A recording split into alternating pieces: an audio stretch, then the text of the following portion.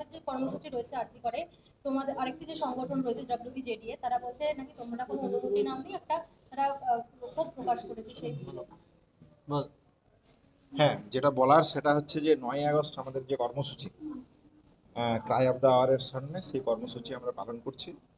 প্রশ্নটা যেটা হচ্ছে যে প্রোগ্রাম করার অনুমতি বা ছাড়পত্র নিয়ে প্রশ্ন হচ্ছে যে আমরা অনুমতি, আপনারা যদি দেবাশিসদা যেভাবে রাখলেন, যদি আপনারা দেখেন তাহলে দেখবেন সন্ধ্যে 6টার সময় আমাদের প্রোগ্রাম।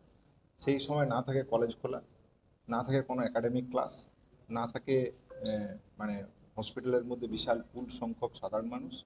তাহলে শান্তিপূর্ণ এবং সুসংহতা আন্দোলন করার যে দৃষ্টান্ত West Bengal junior doctors front তার অনন্য নজির পশ্চিমবাংলার বুকে তৈরি করেছে।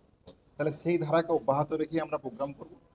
প্রিন্সিপাল থেকে শুরু করে MSPP থেকে শুরু করে হসপিটালের অথরিটি যারা আছেন সবাইকে এই কর্মসূচির কথা বলা হয়েছে, জানানো হয়েছে। তারাও একটা অংশে এই কর্মসূচিতে অংশগ্রহণ করবেন। পুলিশ থেকে শুরু করে শৃঙ্খলার দায়িত্বে যারা আছেন, CISF থেকে শুরু করে সমস্ত স্তরের যারা সুরক্ষাকর্মী আছেন তাদেরকেও জানানো হয়েছে।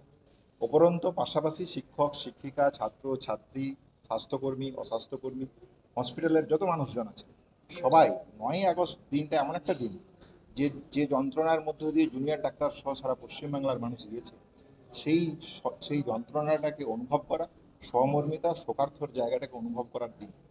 তাহলে সেই দিন স্বাভাবিকভাবেই West Bengal junior doctors front অভয়ার স্মৃতিতে এই কর্মসূচি রেখেছে। তাহলে স্বাভাবিকভাবে এই কর্মসূচিকে নিয়ে আমার মনে হয় না কোনো রকমের কোনো মানে ভুল বার্তা যাওয়ার প্রশ্ন আছে। কেউ যদি এই প্রশ্ন তোলে যে অনুমতির প্রশ্ন, তাহলে আপনি আমাকে বলুন কারা এই প্রশ্ন তুলছে। তুলছে West Bengal junior doctors association. যারা কারা? যারা থ্রেড কালচার নামে অভিযুক্ত একটা শাসক দলের ছাত্র সংগঠন, এবং ওই থ্রেড কালচারের লিস্ট যদি দেখেন তারা অভয়ার ঘটনার সাথে প্রত্যক্ষ পরোক্ষভাবে জড়িত থাকায় তাদের মধ্যে 1-2 জন এখনো জেলে আছে। তাহলে এই হচ্ছে তাদের অবস্থানের জায়গা। তাহলে স্বাভাবিকভাবে কর্মসূচি হবে, সবাইকে জানানো হয়েছে।